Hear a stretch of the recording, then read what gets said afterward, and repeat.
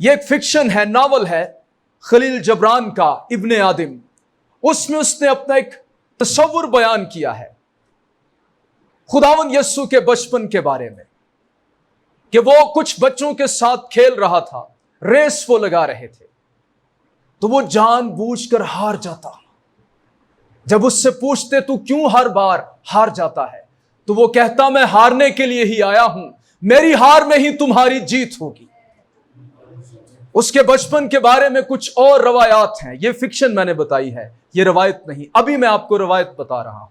कलीसियाई रवायत यह है, एक दिन खुदावंद यीशु मसीह जब छोटे ही थे, वो सीढ़ियां चढ़कर छत पर चले गए और वो ऐसे नजारा इर्द गिर्द की दुनिया का ले रहे थे जैसे एक क्रिएटर लेता है। सवाल से उठते हैं मरियम से पूछने, कैसा उसका बचपन होगा, कैसे उसने 30 साल गुजारे।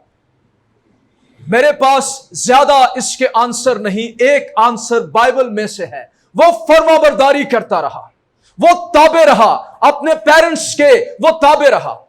एक दिन वो, ये भी रवायत है, यूसुफ के साथ उसकी शॉप पर था, उसने 2 पीसेस पकड़े लकड़ी के और उन दोनों को जोड़कर उसने एक क्रॉस बना दी। उसके मां बाप परेशान कि ये बच्चा क्या कर रहा है।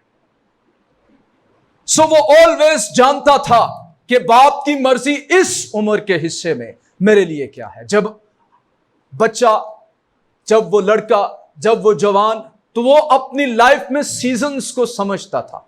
खुदावंद यीशु मसीह के बारे में ये खूबी बयान की गई है।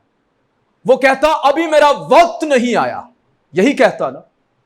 वो कोरोनोस को समझता था, इस वक्त मुझे कैसे अपनी लाइफ में चलना है।